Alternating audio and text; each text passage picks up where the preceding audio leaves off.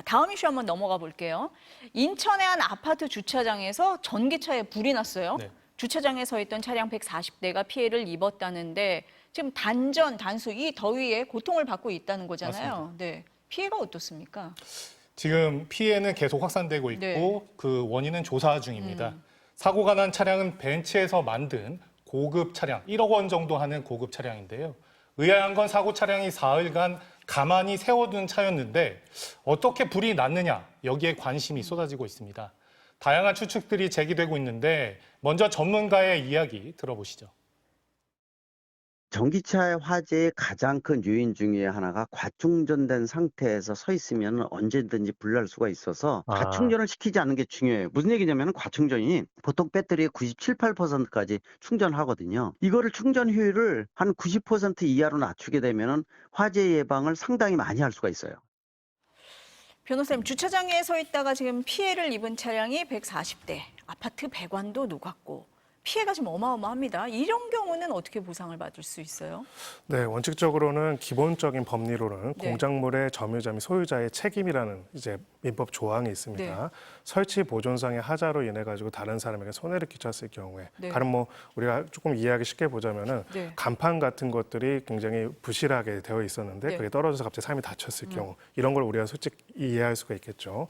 이런 부분에 있어 가지고 해당되는 화재 발생 원인에 있어 가지고 네. 일단 해당되는 공작물의 소유자이자 점유자에게 책임을 먼저 물어볼 수가 있는데 그럼 차량 소유자를 말씀하시는 맞습니다. 거예요? 근데 원칙적으로는 근데 여기서 몇 가지 법리적 난제가 존재합니다. 네. 설치 보존상의 하자. 그렇다면 여기서 폭발하는 원인과 이유에 대해 가지고 이 소유자의 귀책으로 돌릴 수 있는 것인가에 네. 대한 것이 첫 번째 문제가 있을 네. 수가 있고요. 두 번째는 만약에 이제 그 화재의 원인들을 봤을 때 궁극적으로는 제조상의 결함으로 인한 것이라고 한다면은 그 제조상의 결함에 있어서 제조사 측의 책임을 물어볼 수 있는 것들도 확인해 볼 필요가 있습니다.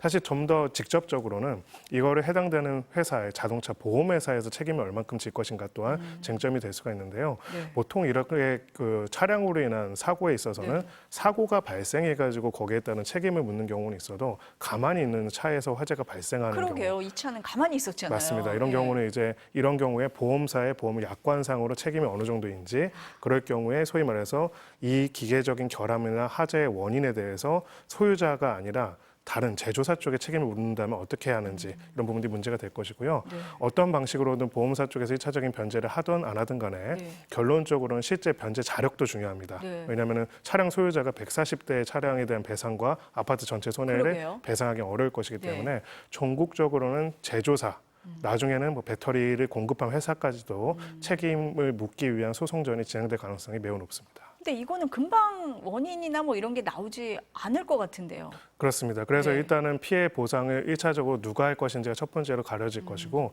두 번째는 피해 보상을 누군가 하더라도 네. 그 주체가 자기 스스로만 책임 부담하지 않고 구상이라고 하죠. 네. 제조사나 배터리 제조사 등에 대해서 네. 관련돼서 어떤 책임이 있는지에 대한 묻는 소송이 2차로 벌어질 가능성이 아주 높습니다.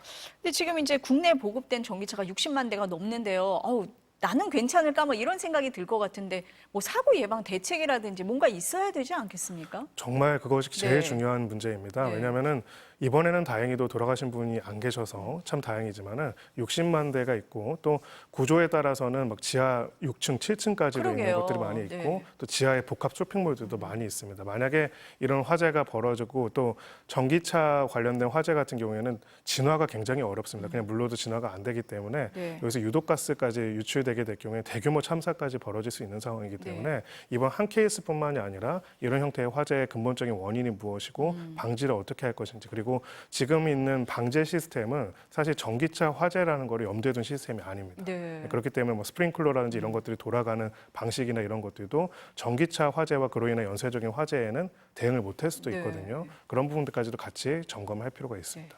박 기자, 아까 이제 사고 원인이 여러 가지가 있을 수 있는데 이제 배터리 불량 얘기도 나왔어요. 맞습니다. 그러면은 보상 얘기가 좀 달라지는 건가요? 이게 어떻습니까? 사고가 난 차량의 네. 배터리는 이제 중국의 CATL이라는 회사에서 만든 NCM 배터리입니다. 네. 이게 NCM이 니켈, 코발트, 망간으로 구성된 뭐 그런 그 배터리인데요. 네. 전문가들은 이 배터리 제조 불량의 가능성도 고려를 하고 있습니다. 하지만 차량 화재가 나면 1000도씨 이상 올라가는 열 때문에 네. 배터리가 전부 녹아서 아마 국가수에서 동시에 이제 조사를 한다고 해도 원인을 밝히기는 쉽지 않은 상황인 것 같습니다. 네, 피해를 당하신 분들은 굉장히 답답한 상황일 것 같습니다. 마지막 이슈로 한번 넘어가 볼게요.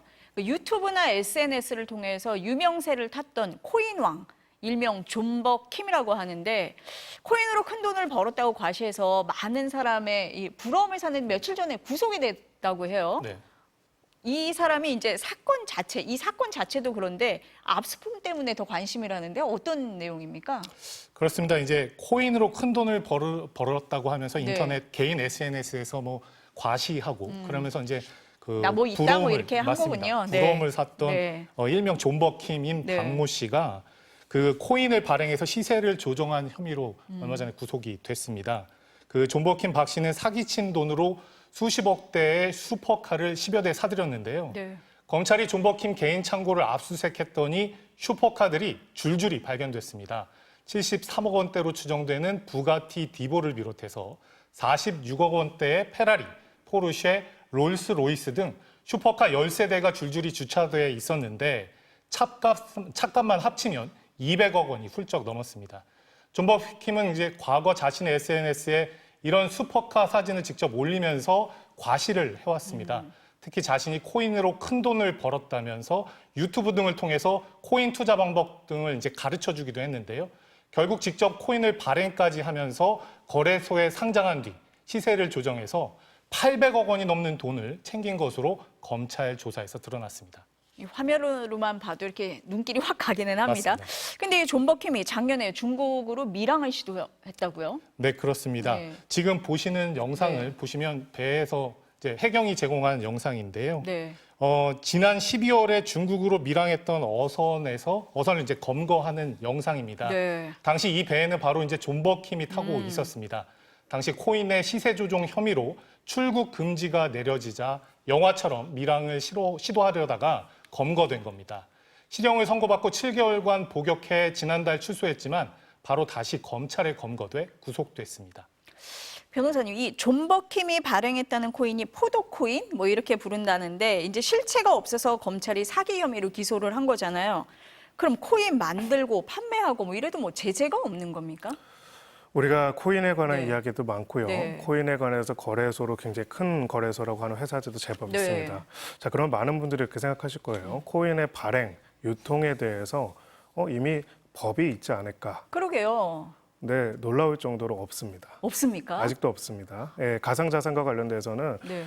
이보다 훨씬 더 앞에 무슨 일이 있었죠? 예, 테라 루나 사태가 있었죠. 그러네요. 예, 그때도 네. 엄청난 피해가 발생을 했고 지금까지 수많은 가상자산 관련된 법안들이 발의가 되고 논의가 됐지만은 가상자산과 관련돼서 어떻게 규율하고 어떻게 규제를 하고 혹은 어떻게 이 산업을 만약에 정상적인 산업으로 네. 활성화하는 부분들이 있는지에 대한 논의들은 마치 백과쟁명처럼 논의가 되다가 사건 하나 터지면 막 법안이 발의가 되다가요. 또 조용하면 그건 없어지고요. 없어집니다. 이러다 보니까 결론적으로는 이쪽 영역에 있어가지고는 어떤 규제와 내용들이 네. 굉장히 촘촘하지가 않죠. 이 부분은 조금 중요하다 간단하게 말씀을 네. 드리면은 아까 TMF 사태도 그렇고 이번 사태도 그렇고 핵심은 금융입니다. 금융이라는 거는 소위 말해서 수많은 신뢰가 모여가지고 자본을 형성하고 네. 그 자본을 운용하는 과정인데 이로 인해서 엄청난 이득을 볼 수도 있지만 컨테이저스 이펙트라고 해서 엄청나게 많은 사람들이 손실을 볼 수도 그렇죠. 있거든요.